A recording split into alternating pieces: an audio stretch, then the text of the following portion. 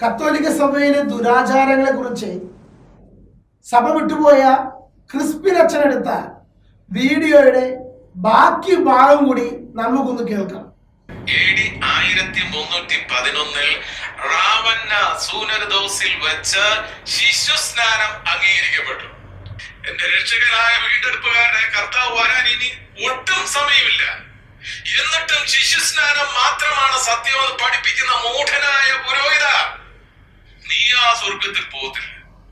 പോകുന്നവരെ കൂടി ഞങ്ങൾ അനുവദിക്കും. ശിശുക്കളെ സ്നാനപ്പെടുത്താൻ എവിടെയാ കൽപ്പന? ആരുടെ കൽപ്പന? വിശ്വസിക്കുന്നവരെയാണ് സ്നാനപ്പെടുത്താൻ പറഞ്ഞത്. ശിശു എവിടെയാ വിശ്വസിക്കുന്നത്? നീ പിശാചിനെ ഉപേക്ഷിക്കുന്നുവെന്ന് ആ കയ്യിലിരിക്കുന്ന ആ 6 മാസോ 7 മാസോ 8 മാസോ അല്ലെങ്കിൽ 3 മാസോ ഉള്ള കുഞ്ഞിനോട് അച്ഛൻ ചോദിക്കണം, നീ പിശാചിനെ ഉപേക്ഷിക്കുന്ന എന്നും പറഞ്ഞ കരയാനല്ലാതെ കണ്ട് ഉപേക്ഷിക്കുന്നത് പറഞ്ഞാരാണെന്ന് അറിയാം. ഈ കുഞ്ഞിനെ പിടിച്ചുകൊണ്ട് അപ്പുറത്ത് അപ്പനെന്നും പറഞ്ഞ ഒരു തലതൊട്ട് അപ്പൻ നിപ്പുണ്ട്. ഈ അപ്പനാ പറഞ്ഞ ഉപേക്ഷിക്കുന്നു പറഞ്ഞപ്പം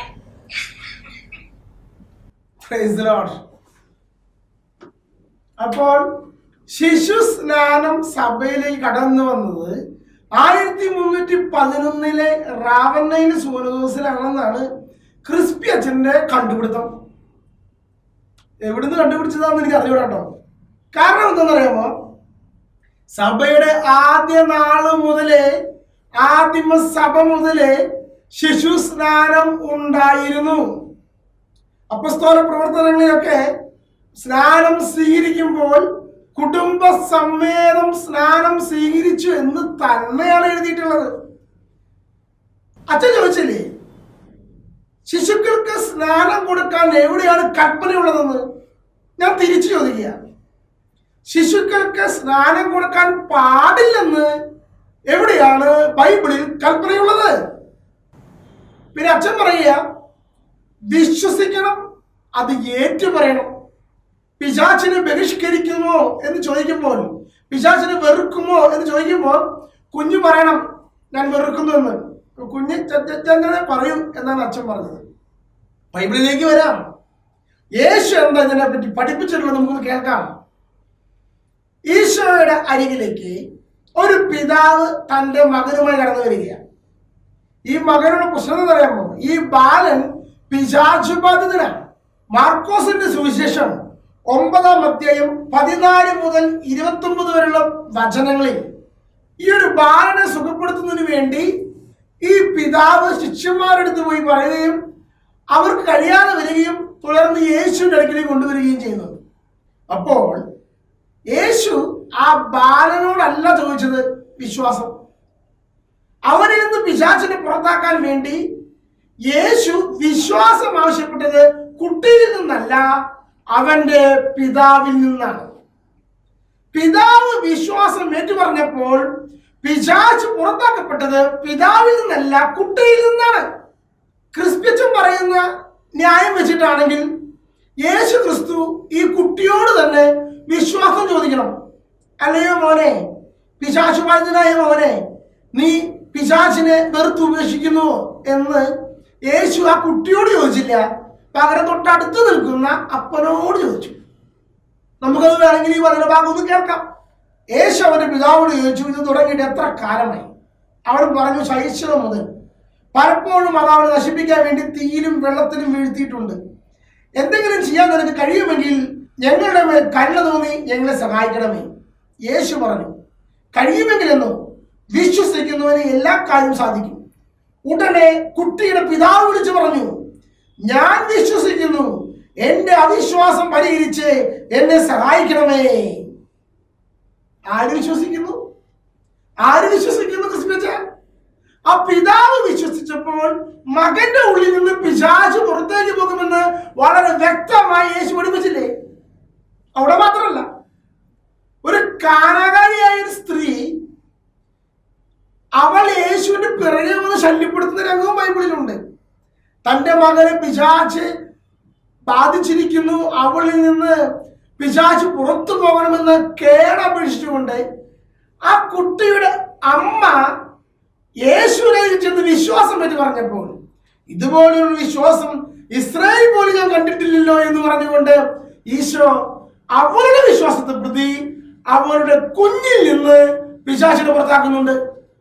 അങ്ങനെയെങ്കിൽ ക്രിസ്ത്യച്ച അപ്പന്റെയും അമ്മയുടെയും വിശ്വാസം നിമിത്തം കുഞ്ഞിൽ നിന്ന് പിശാച് പുറത്തു പോവുകയില്ലെന്നാണോ ക്രിസ്ത്യൻ വിചാരിക്കുന്നത്? മാമോദിസയിൽ ലഭിക്കുന്ന കൃപാവരം, പിശാചിൽ നിന്നുള്ള വിടുതൽ, പാപമോചനം, അതുപോലെ ദൈവരാജ്യത്തിലേക്കുള്ള പ്രവേശനം, സഭയിലേക്കുള്ള പ്രവേശനം അത് ലഭ്യമാകില്ലെന്നാണോ വിചാരിക്കുന്നത്? ഇത് ഇവിടെ മാത്രമല്ല കേട്ടോ, സഭയെ ദൈവരാജ്യമായിട്ടാണ് സഭയെ കാണുന്നത്. ദൈവരാജ്യത്തിലേക്ക് കടന്നു വരുന്ന കുട്ടികളെ തടയരുത് എന്ന് വളരെ വ്യക്തമായി ഈശോ പഠിപ്പിച്ചിട്ടില്ലേ? മത്തായിയുടെ സുവിശേഷത്തിൽ 18-ാം അധ്യായത്തിൽ ഈശോ പറഞ്ഞതെന്ന് അറിയാമോ? ഒരു ശിശുവിനെ അടുക്കൽ നിർത്തിയിട്ട് പറയുക, ഇവരെ പോലുള്ളവർക്കാണ് ദൈവരാജ്യം. ക്രിസ്ത്യച്ചോ, ശിശുക്കൾക്കാണ് ദൈവരാജ്യം. സഭ ഒരു ദൈവരാജ്യമാണ് കേട്ടോ. ക്രിസ്ത്യന്റെ സഭയിലെ എന്റെ കുഞ്ഞുങ്ങൾക്ക് രക്ഷയില്ലെന്നുണ്ടോ? ഈശോ കുരിശിൽ തൂങ്ങി മരിച്ചത് കുട്ടികൾക്ക് വേണ്ടിയല്ല, മുതിർന്നവർക്ക് വേണ്ടി മാത്രമാണ്. വിശ്വാസം വാഗുകൊണ്ട് ഏറ്റുപറയാൻ കഴിയുന്നവർക്ക് മാത്രമാണ് എന്നാണോ ബൈബിൾ പഠിപ്പിക്കുന്നത്? ഇനി വിശ്വാസം മതനം കൊണ്ട് ഏറ്റുപറയാൻ സാധിക്കാത്ത മൂകരായ മനുഷ്യരുണ്ട്, അവർക്ക് വേണ്ടിയിട്ടൊന്നും യേശു മരിച്ചിട്ടില്ലെന്നാണോ ക്രിസ്ത്യൻ പറയുന്നത്? അതുപോലെ പ്രായപൂർത്തിയാകുന്നവരുള്ള കുട്ടികളൊന്നും മരിച്ചു കഴിഞ്ഞാൽ സ്വർഗത്തിലേക്ക് പോകില്ല, അല്ലെങ്കിൽ സഭയിൽ അംഗമാകില്ലെന്നാണോ ക്രിസ്ത്യൻ പറയുന്നത്? നിക്കോദേമസിനോട് വളരെ വ്യക്തമായി ഈശോ പഠിപ്പിച്ചില്ലേ? ജലം കൊണ്ടും ആത്മാവ് കൊണ്ടും ജനിച്ചവനല്ലാതെ ഒരുവനും സ്വർഗരാജ്യത്തിൽ പ്രവേശിക്കുകയില്ല. അപ്പൊ നിക്കോദേമസ് ചോദിക്കുന്നുണ്ട്, അങ്ങനെയാണെങ്കിൽ ഞാൻ വീണ്ടും അമ്മയുടെ ഉദരത്തിൽ പ്രവേശിക്കണമോ എന്ന്. അപ്പൊ ക്രിസ്ത്യന്റെ സഭയുള്ള പ്രത്യേകത, കുട്ടികൾക്കൊന്നും സ്നാനം കൊടുക്കില്ല, അതുകൊണ്ട് കുട്ടികൾക്കൊന്നും രക്ഷയില്ല, കുട്ടികളൊന്നും സ്വർഗത്തിൽ പ്രവേശിക്കുകയില്ല. ഇതല്ലേ ക്രിസ്ത്യൻ പറയുന്നത്?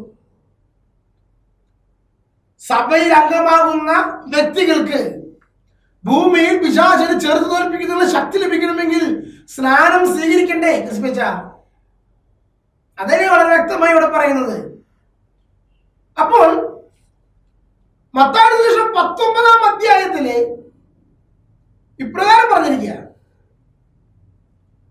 ശിശുക്കളെ എന്റെ അടുക്കൽ വരുവാൻ അനുവദിക്കുവിൻ, അവരെ തടയരുത്. ആരാ പറഞ്ഞത്? യേശു ക്രിസ്തു ആരോടാ പറഞ്ഞത്? ശിഷ്യന്മാരോട്. എന്റെ അടുക്കൽ വരുവാൻ ശിശുക്കളെ തടയരുത്. സഭയിലേക്ക് പ്രവേശിക്കാൻ ആഗ്രഹിക്കുന്ന കുഞ്ഞുങ്ങളെ അമ്മമാര് കൊണ്ടുവരുമ്പോൾ അവരെ തടയുവാൻ ഒരു ശിഷ്യനും അധികാരമില്ലെന്ന് യേശു അടിവരയിട്ട് പറയുന്ന വചനഭാഗമാണ് ക്രിസ്ത്യച്ച. മത്തായിയുടെ സുവിശേഷം 19-ാം അധ്യായത്തിൽ നമുക്ക് കാണാൻ സാധിക്കുക. അപ്പൊ ക്രിസ്ത്യൻ പറഞ്ഞല്ലോ, ശിശുക്കൾക്കൊന്നും സ്നാനം കൊടുക്കാൻ പാടില്ലെന്ന്. അങ്ങനെ ബൈബിളിൽ പറഞ്ഞിട്ടുണ്ടോ? വിശ്വസിക്കുന്നവർക്ക് സ്നാനം കൊടുക്കാം, എന്നാൽ വിശ്വാസം ഏറ്റുപറയാൻ സാധിക്കാത്തവരുണ്ടെങ്കിൽ, അതായത് ശിശുക്കൾ ഉണ്ടെങ്കിൽ, അവർക്ക് വേണ്ടി മാതാപിതാക്കൾ വിശ്വാസം ഏറ്റുപറയണം. അത് മാത്രമല്ല കേട്ടോ, സഭയെ സംബന്ധിച്ചിടത്തോളം അവരെ പരസ്യമായി സഭയിൽ വിശ്വാസം ഏറ്റുപറയിപ്പിച്ചിട്ടാണ് അവരെ സഭയുടെ ഔദ്യോഗിക ഭാഗമാക്കുന്നത്. മാമോദിസായും സൈക്ലേവനും വിശുദ്ധ കുർബാനയും സ്നാനം സ്വീകരിച്ച കുട്ടിക്ക് കൊടുത്തു കഴിഞ്ഞാൽ പിന്നെ ആ കുഞ്ഞ് വളർന്ന് സ്വന്തം മനസ്സാലെ ആദ്യ കുർബാന സ്വീകരണം അല്ലെങ്കിൽ ആഘോഷമായ കുർബാന സ്വീകരണ സമയത്ത് സഭയ്ക്ക് മുമ്പിൽ വിശ്വാസം ഏറ്റുപറയും. മാമോദിസായുടെ തന്റെ പിതാക്കന്മാർ തലതൊട്ടപ്പോഴും പറഞ്ഞ വിശ്വാസം അവർ ഏറ്റുപറയും. അല്ലാതെ ഒന്നും സഭയിൽ മുന്നോട്ട് കൊണ്ടുപോകുന്നില്ല. അതിനുശേഷമുള്ള ഒരു വിശുദ്ധ കുർബാന എല്ലാ ദിവസവും സ്വീകരിക്കുന്നത്. അപ്പൊ ഇത് വളരെ വ്യക്തമായി വിശ്വാസം ഏറ്റുപറയുന്നത് എങ്ങനെയാണെന്ന് അറിയാമെന്നേ സഭയ്ക്കറിയാം. ഇനി ഒരു വചനഭാഗം കൂടി കാണിക്കാം. മാമോദീസായും പരിച്ഛേദനവും തമ്മിലുള്ള ഒരു ബന്ധത്തെ പറ്റി കൊളോസ്യർക്ക് ലേഖനത്തിൽ പൗലോസ് വളരെ വ്യക്തമായി പറയുന്നുണ്ട്. ആ വചനഭാഗം നമുക്ക് കേൾക്കാം. എല്ലാ ആധിപത്യങ്ങളുടെയും അധികാരങ്ങളുടെയും ശിരസായ അവനിലാണ് നിങ്ങളും പൂർണ്ണത പ്രാപിച്ചിരിക്കുന്നത്. അവനിൽ നിങ്ങളും പരിച്ഛേദനം സ്വീകരിച്ചിരിക്കുന്നു. കൈകളാൽ നിർവഹിക്കപ്പെടുന്ന പരിച്ഛേദനമല്ല, ശരീരത്തിന്റെ അധമവസ്ത്രങ്ങളെ നിർമ്മാർജ്ജനം ചെയ്യുന്ന ക്രിസ്തുവിന്റെ പരിച്ഛേദനം. ജ്ഞാനസ്നാനം വഴി നിങ്ങൾ അവനോടൊപ്പം സംസ്കരിക്കപ്പെട്ടു. മരിച്ചവരിൽ നിന്ന് അവനെ ഉയർപ്പിച്ച ദൈവത്തിന്റെ പ്രവർത്തനത്തിലുള്ള വിശ്വാസം നിമിത്തം നിങ്ങൾ അവനോടുകൂടെ ഉയർപ്പിക്കപ്പെടുകയും ചെയ്തിരിക്കുന്നു. നിങ്ങൾ പാപങ്ങൾ നിമിത്തം മൃതരും ദുർവാസനകളുടെ പരിച്ഛേദനം നിർവഹിക്കാത്തവരുമായിരുന്നു. ദൈവം നിങ്ങളെ അവനോടുകൂടെ ജീവിപ്പിക്കുകയും നമ്മുടെ എല്ലാ പാപങ്ങളും ക്ഷമിക്കുകയും ചെയ്തു. എന്താണ് ക്രിസ്പിയച്ച ഈ വചനഭാഗത്തിലൂടെ നാം കാണുന്നത്? നമുക്കൊരു ആത്മീയമായ ഒരു പരിച്ഛേദനമുണ്ട്. ആ പരിച്ഛേദനത്തിൽ പറയുന്ന പേരാണ് ജ്ഞാനസ്നാനം. അത് നമ്മുടെ ആത്മാവിനെ പാപത്തിന്റെ അധമവാസനകളിൽ നിന്ന് വിടുവിച്ച് ക്രിസ്തുവിന്റെ രക്തം കൊണ്ട് കഴുകുന്നു. ഇങ്ങനെ പരിച്ഛേദനത്തിന് അതിന്റെ ആത്മീയാർത്ഥത്തിലാണ് ജ്ഞാനസ്നാനം എന്നുള്ള കാര്യം പൗലോസ്ലീഹ കൊളോസ്യർക്ക് എഴുതിയ ലേഖനം 2-ാം അധ്യായം 10 മുതലുള്ള തിരുവചനങ്ങളിൽ പഠിപ്പിക്കുമ്പോൾ ഇതിന്റെ പശ്ചാത്തലത്തിൽ പരിച്ഛേദനത്തെ കുറിച്ച് കാണുമ്പോൾ ശ്രദ്ധിക്കണേ, യേശുവിനെ ജോസഫും മറിയവും പരിച്ഛേദനം ചെയ്തത് ജനിച്ചിട്ട് 8-ാം നാളിലാണ്. യഹൂദർ അവരുടെ മക്കളെല്ലാം പരിച്ഛേദനം ചെയ്യുന്നത് 8-ാം നാളിലാണ്. ശരീരത്തിലുള്ള പരിച്ഛേദനം ജനിച്ചു വീണ കുഞ്ഞുങ്ങൾക്ക് 8-ാം നാളിൽ നൽകുമ്പോൾ അവരുടെ അപ്പനും അമ്മയ്ക്കും ഒരു സന്ദേഹവുമില്ല, ഈ കുഞ്ഞുങ്ങൾ വളർന്നു വലുതായിട്ട് സ്വന്തം ഇഷ്ടപ്രകാരം പരിച്ഛേദനം ചെയ്താൽ പോരെ എന്നുള്ളൊരു സന്ദേഹം അവരുടെ യഹൂദന്മാരുടെ അപ്പനും അമ്മയ്ക്കും ആർക്കും തന്നെ ഇല്ല. അപ്പോൾ ഇത് വളരെ വ്യക്തമായി അവർ 8-ാം നാളിൽ ശാരീരികമായി പരിച്ഛേദനം ചെയ്യുന്നുണ്ടെങ്കിൽ അതിന് തുല്യമായ ജ്ഞാനസ്നാനം ജനിച്ചു വീണ കുഞ്ഞുങ്ങൾക്ക് അവരുടെ അപ്പനും അമ്മയും എത്രയോ അധികമായി ശൈശവ കാലഘട്ടത്തിൽ നൽകണം. അച്ഛനൊന്ന് പറയും, ആദിമസഭയിൽ ക്രിസ്തുമതത്തിൽ കടന്നു വരുന്നത് പുതിയ പുതിയ ആളുകളായതുകൊണ്ടാണ് പലപ്പോഴും ബൈബിളിൽ ശിശുക്കളുടെ കാര്യം പറയാത്തത്. എന്നാൽ ബൈബിളിന് ശേഷം ആ കാലഘട്ടത്തിൽ തന്നെ ചരിത്രത്തിൽ യേശുവിന്റെ ഏറ്റവും സ്നേഹിതനായ ഏറ്റവും സ്നേഹമുള്ള ശിഷ്യനായ വിശുദ്ധ യോഹന്നാൻ സ്ലീഹായുടെ ശിഷ്യൻ വിശുദ്ധ പോളികാർപ്പ് കേട്ടിട്ടുണ്ടായിരിക്കില്ലേ? ആ വിശുദ്ധ പോളികാർപ്പിന് വിശുദ്ധ യോഹന്നാൻ സ്ലീഹ സ്നാനം നൽകിയത് 6 മാസം പ്രായമുള്ളപ്പോഴാണെന്നാണ് ചരിത്രത്തിൽ പറയുന്നത്. കഴിഞ്ഞില്ല കേട്ടോ. ആദ്യ കാലഘട്ടങ്ങളിൽ മുഴുവൻ ശൈശവ സ്നാനം ഉണ്ടായിരുന്നു. രാജാക്കന്മാർ തന്റെ ക്രിസ്ത്യാനികളാണെന്ന് അറിഞ്ഞ കൊന്നുകളയുമെന്ന് ഉറപ്പുണ്ടായിട്ട് പോലും തന്റെ മക്കൾക്ക് സ്നാനം കൊടുക്കുവാൻ ആഗ്രഹിച്ചിരുന്ന അപ്പനും അമ്മയും ഉണ്ടായിരുന്നത്. 2-ാം നൂറ്റാണ്ടൊക്കെ ആയപ്പോഴേക്കും ഇങ്ങനെ രക്തസാക്ഷികളാകാതിരിക്കേണ്ടതിന് പലപ്പോഴും തന്റെ മക്കൾക്ക് സ്നാനം കൊടുക്കാതെ അവർ മാറ്റി നിർത്തി. 2-3 നൂറ്റാണ്ടുകളിൽ ചില കുടുംബങ്ങളിലെ മക്കൾ മാമോദിസ സ്വീകരിച്ചു കഴിഞ്ഞാൽ പിന്നെ പാപം ചെയ്യാൻ പാടില്ലല്ലോ. അപ്പൊ അതുകൊണ്ട് കാരണം കുമ്പസാരമൊന്നും ഉദാശയൊന്നും ആ കാലഘട്ടങ്ങളിൽ അടിക്കടി ചെയ്തിരുന്നില്ല. അപ്പൊ അതുകൊണ്ട് ആ കുഞ്ഞുങ്ങൾ വളർന്ന് വലുതായിട്ട് സ്നാനം സ്വീകരിച്ചാൽ മതി എന്നൊരാചാരം 2-ാം നൂറ്റാണ്ടിലും 3-ാം നൂറ്റാണ്ടിലും സഭയിലേക്ക് കടന്നു വന്നു.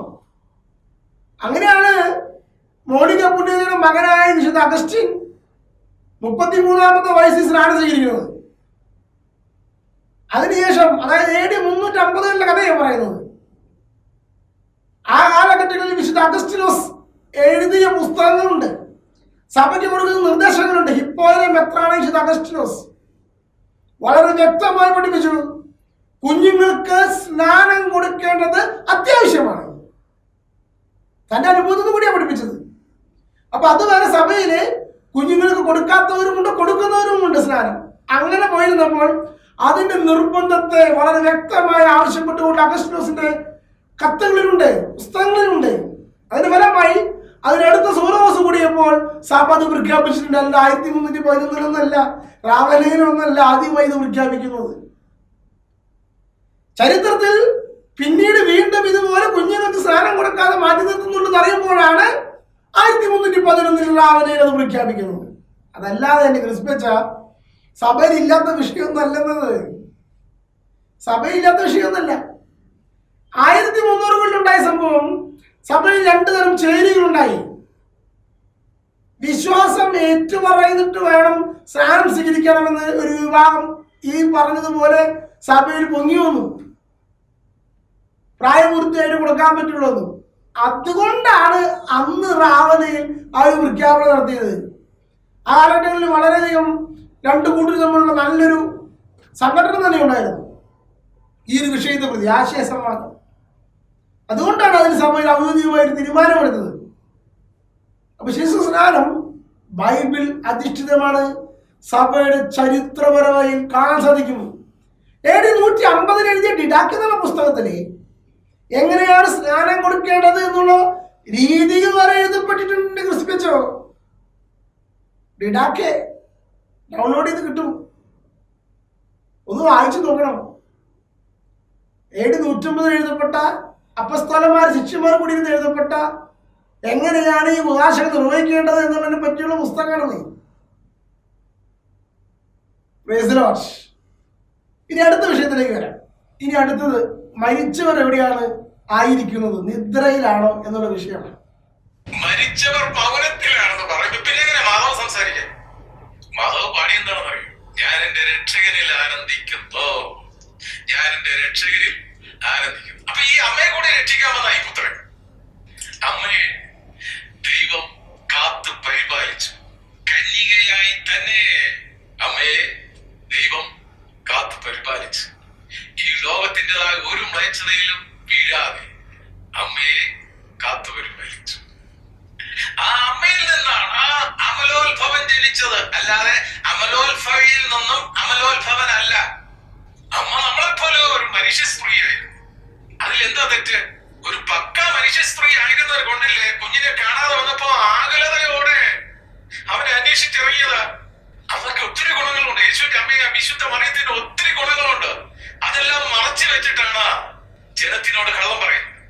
അപ്പോ AD 1965 മറിയത്തെ സഭാമാതാവായി പോൾ 6-ാമൻ മാർപ്പാപ്പ പ്രഖ്യാപിച്ചു. സഹരക്ഷകയായി പ്രഖ്യാപിക്കാനുള്ള നീക്കങ്ങൾ ഉണ്ടായിരുന്നു. ഇപ്പൊ യേശുവിന്റെ അമ്മ സഹ രക്ഷകയാണ്. എന്റെ മഹത്വം ഞാൻ ആർക്കും വിട്ടുകൊടുക്കുന്നില്ല.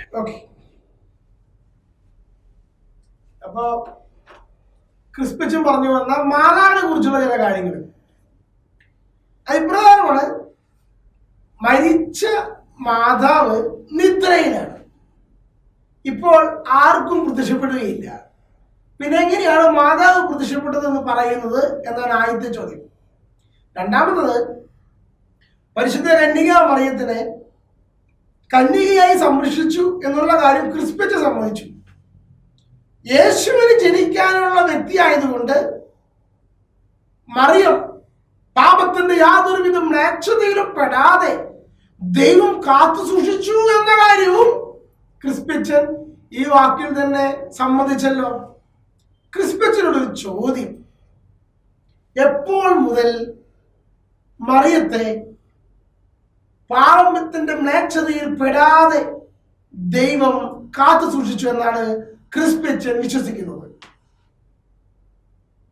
മനസ്സിലായോ ക്രിസ്പിച്ചൻ?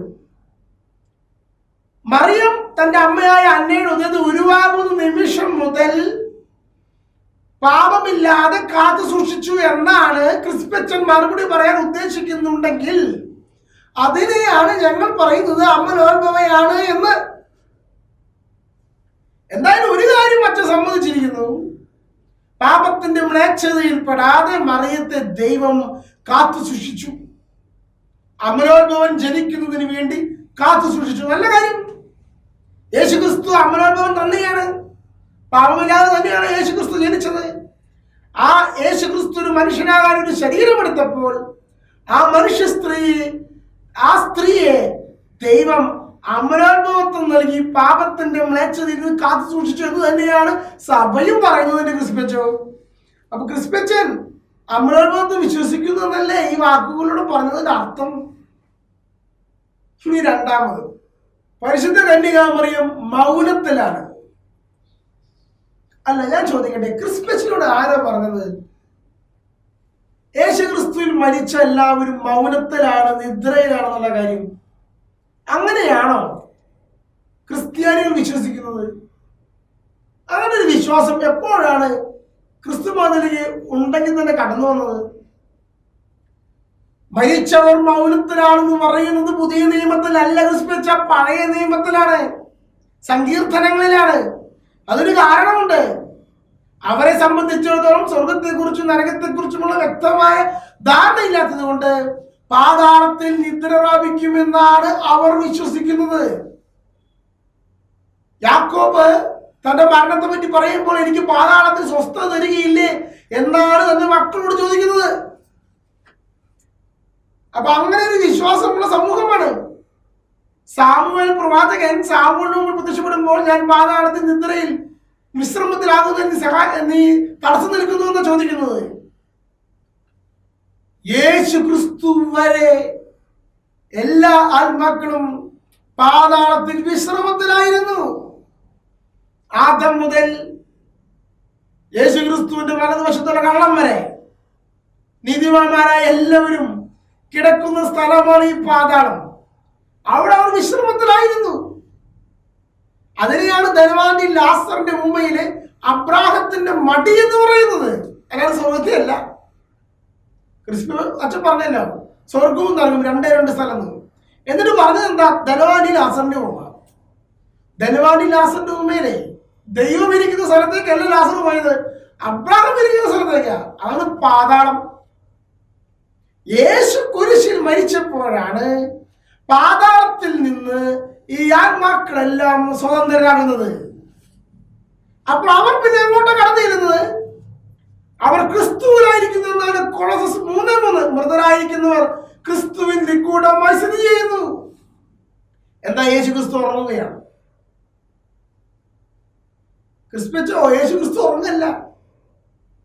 ഇനി ബൈബിളിൽ തന്നെ കാണാം.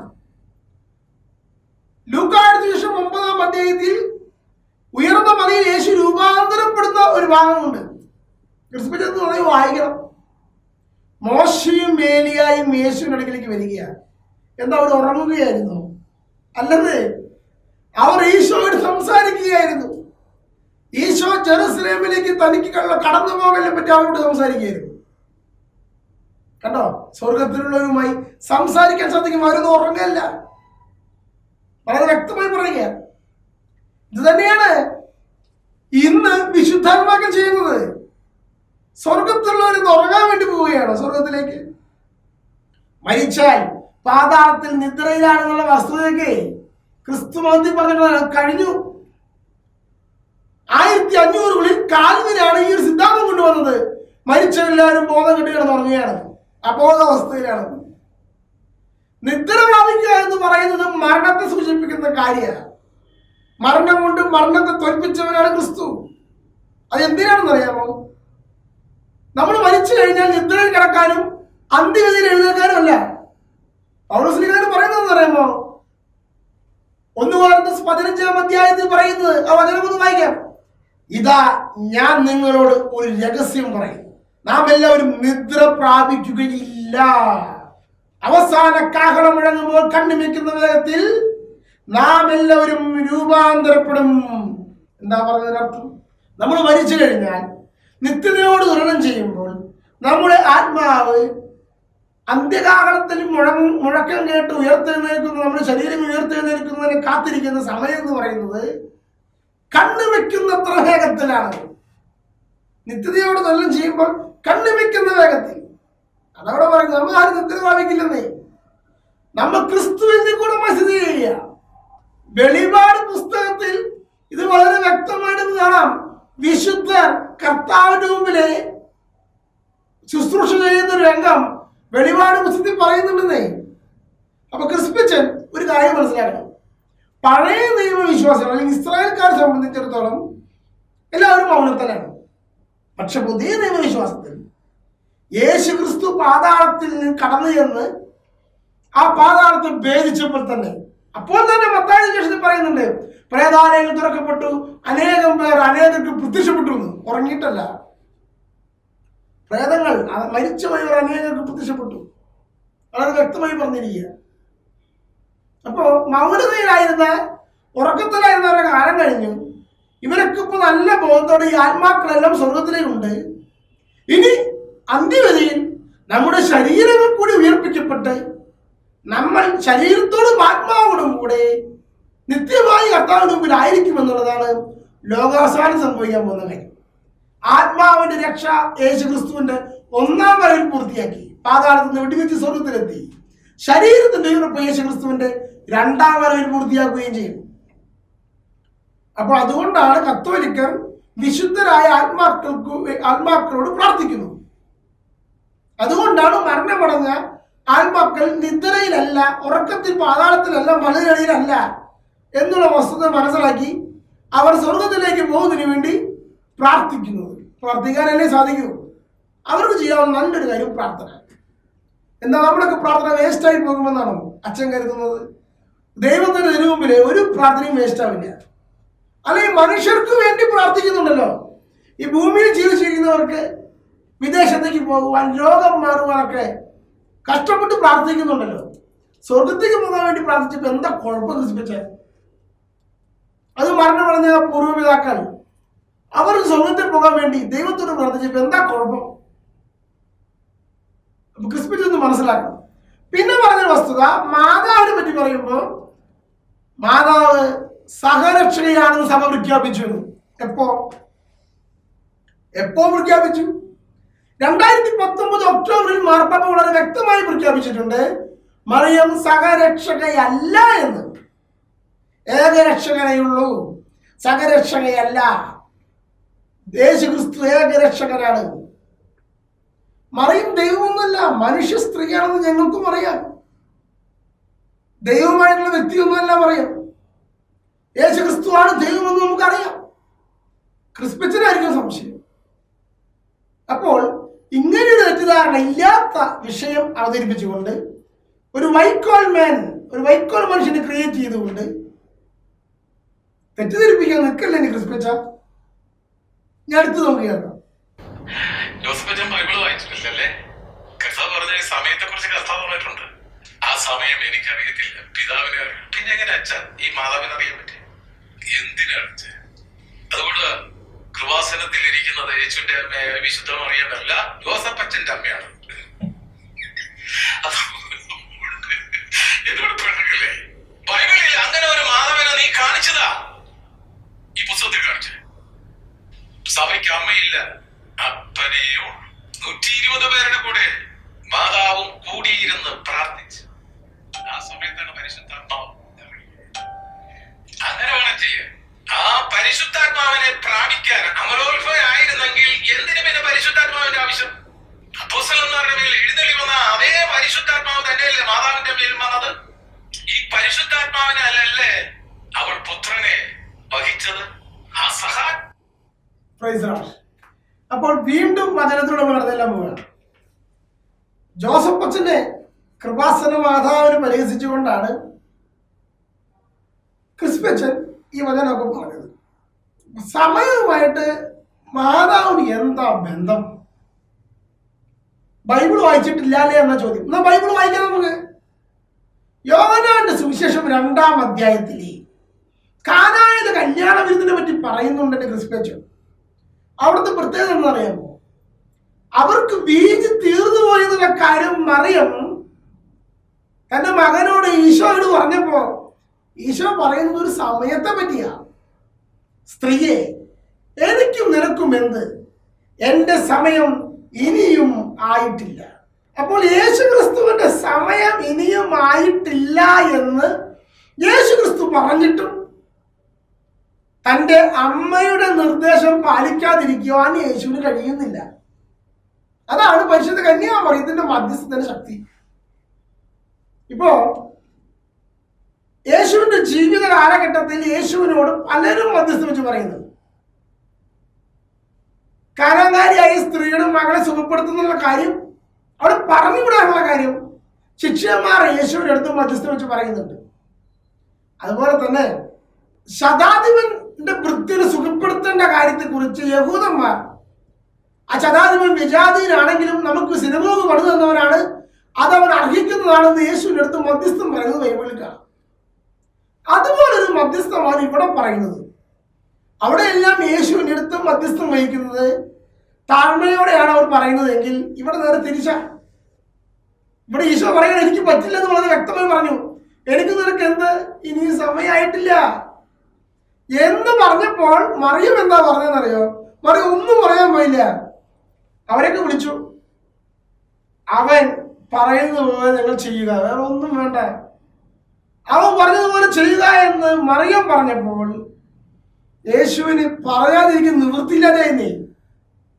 അങ്ങനെയാണ് കാനായിലെ കല്യാണത്തിന് സമയമാകാത്ത ഈശോ സമയമുണ്ടാക്കി അത്ഭുതം ചെയ്യുന്നത്. അതാണ് മറിയത്തിന്റെ മധ്യസ്ഥ ശക്തി. എന്തുകൊണ്ടാ പരിശുദ്ധ കന്യാമറിയത്തെ കൃപാസന മാതാവ് എന്ന് വിളിക്കുന്നത് അറിയാമോ? കൃപാസനം എന്ന് പറഞ്ഞാൽ വാഗ്ദാന പേടകം.